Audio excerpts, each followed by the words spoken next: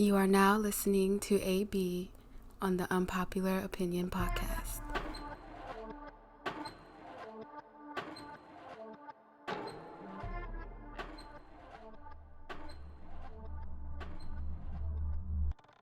What's up, everybody? This is your boy AB, and you are now listening to the Unpopular Opinion Sports Podcast. We got a great show in store for y'all today, man. Some exciting news just happened today. Cam Newton signed to the Patriots. Just signed a 1-year deal. We're going to see what goes on with that. We're going to talk about it right now. I hope y'all ready. Let's get it. Pal, what's good? What's going on, I know man? you happy. Boy, look at that smile. I'm glowing. Look glowing at that right smile, now. man. So, your boy Cam signed to the Patriots. We just talked about the Patriots situation last episode or a couple episodes ago, whether they were going to stick with Stidham, you know what I'm saying, how they were going to fare in the division when we talked about the Jets. So, how do you feel about this move, man? Like, what are you thinking? I need to know. So, when Brady decided to leave, and I saw that the Panthers were splitting ways with Cam, I felt like he was the perfect fit for this Patriots team. And unluckily, I wasn't able to get it on camera with me saying it, but some of my friends know that I wanted this from the jump. And my prayers have been answered from the football guys. Cam Newton's style of play fits this New England team perfectly. If we look back at that Super Bowl Panthers team, they were kind of built like this New England team. Mm-hmm. They had really strong defensive weapons. Yep. In their offense, they had a nice solid running game that could slowly move the ball. And then they had those receivers for the short intermediate routes, and then they had like the Ted Ginn Jr. just to break it over the top. Right. So in New England, you've got guys like Sony Michel who can run the ball well. James White, who can catch out of the backfield as well as run the ball pretty decently. And then at receiver, you got Mo Sanu and Julian Edelman, who's both older guys that can't really move like they used to, but they can get those shorter intermediate routes. And then you got guys like Jacoby Myers and those other young receivers that can open the top. Yeah. And, oh, my God, I'm just excited to see what Cam can do out there with that running game of his. Man, and don't forget, that first-round pick from last year, he was hurt most of the year, but I think... Isaiah Wynn? Nah, it was a big guy. That was 2 years ago. First-round pick, maybe, forget his name, but he was hurt most of the season, and then he came back, like, near the end of the season. Dang, man, you should know. It's your team. Hold on, let me see. That's what I'm saying. Let me see. Who is this guy? What is his name? Y'all forgive me, man, because I should know, too. N'Keal Harry. Oh, the receiver, Yeah, N'Keal Harry, of yeah, course. I don't know why I yeah. slipped out on that. Yeah. I mean, he had a kind of lackluster year, but when He you was kind hurt of put a lot together of the the fact, he missed the first half of the season. And then after he missed the first half of the season, the Patriots' O-line was also in shambles because of, first of all, the loss of David Andrews. And then just as the year wore on, Isaiah Wynn can't seem to stay healthy to save his life.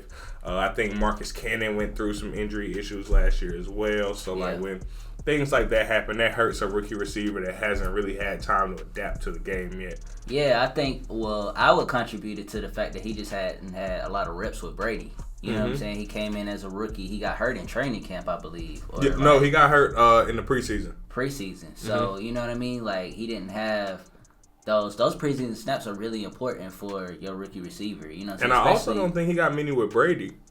Because you know the preseason, like, they run the first team and the second team, and I think he was running more so with our backup QB as opposed to running snaps with Brady. So that also threw them off. Yeah. So, I think N'Keal Harry will be good. I think they just gotta, just get more time. And now he gotta, find that chemistry with Cam, which, obviously, they're gonna use this as kind of like a test year, trial run. Cam Newton's only 30 years old.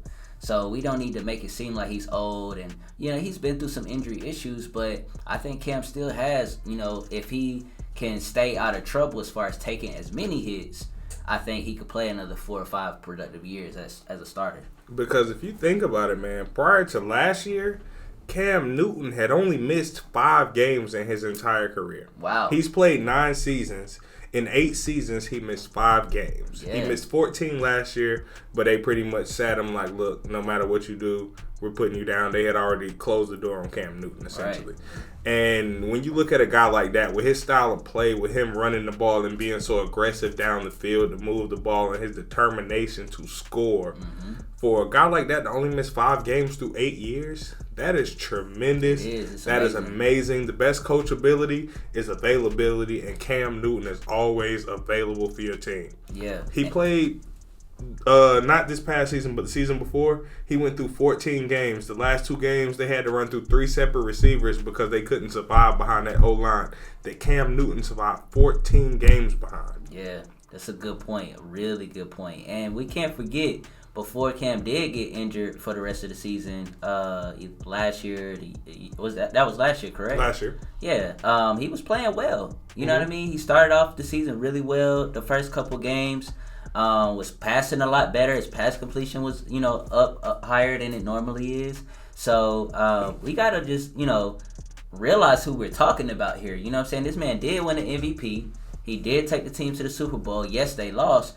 But I have an unpopular opinion about why they lost that game. I don't blame Cam for that loss. I don't. So I don't want to get into that right now. But, at some point we are going to discuss, go back to that Super Bowl run and that Super Bowl game. And we're going to talk about, the breakdown of that game. Because I'm tired of the narrative that Cam Newton was the reason they lost that game. He was not the reason they lost that game. Mike Tober had 2 fumbles that game, which people never talk about. Clutch situations, like he fumbled twice in the red zone, if I'm not mistaken, or once in the red zone. They were driving. They were about to be in the red zone. Okay. And he fumbled on their 40. Like, you know what I'm saying, with the both on their side of the field, right, not in their red zone, but on their side of the field. Yes. My mistakes. Yes. So he had 2 fumbles. I think another person had a fumble too. And I think Cam had a strip fumble. Yeah. So, but before that, he was playing good and certainly a lot better than Peyton Manning. The offensive line also let him down in that game. They were not able to stop any of the Broncos rushers, whether it was Derek Wolfe, whether it was Von Miller, no matter who was coming off. Cam Newton had somebody in his face at all moments. Yeah, and it's hard. We gonna stop right there because we don't want to give y'all too much, but we definitely gonna dive deeper into the details of that game. So, since Cam is with the Patriots now, what are your expectations for the team, man? Like, how do you think they'll look, given the fact that it may, let's say Cam is healthy. Let's say it's a healthy Cam Newton, since he's had the surgery, he's had time to take off. Let's say a healthy Cam Newton with that team. How do you fare the Patriots for the rest of that season? I feel like the possibilities are endless. Because not only is Cam Newton healthy, which he hasn't been in years. I mean, I don't know if you've been watching his play over the last few years, but you can see the difference from that Super Bowl year to after he took those hits in that game 1 of the Broncos the following season. And everything, he's been a whole different Cam since then. All those shots to the head. They tried to break him, man. That whole season, though. The refs weren't calling anything against him. They weren't. And so now Cam Newton is a whole different guy. He had that whole year to get his body back together, get his mind right, and the Panthers did him the way that they did him. I just feel like Cam Newton's got a chip on his shoulder, and he's coming back hungry. He's coming back eager to win, and that mentality in a Bill Belichick system is just the perfect combination to win. And I know I made takes about the Buccaneers with Brady going to the Super Bowl, but this Cam Newton move, I don't know what Patriots Bucs Super Bowl. That is what Brady and Belichick want. Honestly, I know that's what, as competitors, I know that's what they want. And I hope we get it. I certainly hope we get that, because that would be a good one. I understand we got Mahomes and we got Lamar Jackson, but the game to watch right now this season here would be Bucs Patriots Super Bowl. Man, do the Patriots and the Chiefs play this year? Of course. Belichick always makes sure to set the schedule to where top teams, anybody that was in the top last year or that made a nice noise for themselves, he doesn't play the bottom tier teams. Of course, you always have to play division trash. Exactly. I mean, so that's 6 games. That's like pretty much an automatic win. Then you have 4 games from another division in the other conference. Well, not no more. Bills is pretty good, but outside of them, yeah, pretty trash. Dolphins kind of working their way up, but anyway. Bills are pretty good, but the Bills don't have the veteran leadership that the Patriots. Yep. You know what I'm saying? That's that true. Super Bowl, that playoff push that the Patriots have. They got that experience. And that's so the Patriots and the Chiefs do play this upcoming season on October the 4th, 2020, 4:25 on CBS. I will be watching that game. I think that might be one of the most the heaviest televised games. Probably play the Ravens too, don't we? Believe so. But just that Cam, I want to see Cam Mahomes. Like that Cam Mahomes matchup would be good. And the only critique I have about Cam Newton is how hard he throws the ball on every play. Like, there's certain times where I feel like, Cam, just put a little more touch on the ball, bro. Like, you don't need to throw it as hard as you can on a 3-yard drag. You know what I mean? Like, you don't have to do it on an in route. You don't have to throw it. Well, you might have to on an in route. But, you know what I'm saying? Like, he just throws so hard on every play where I feel like he just need to put a little more touch on the ball, and I think it messes with his accuracy. But you see his motion, the way Cam Newton throws the ball, is such a... I'm trying to put everything into this throw every time type of... That's the way it looks anyway. But I feel like he got that from Vic. Because Vic was also the same way. Every throw, he kind of put his all into it.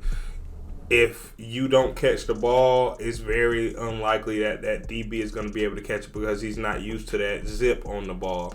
Because in practice, most of the time when you're running, it's not first-team offense and first-team defense. And that backup quarterback doesn't have that zip on that pass that a Cam Newton or Michael Vick would have. Right. So those DBs don't be ready to catch that ball.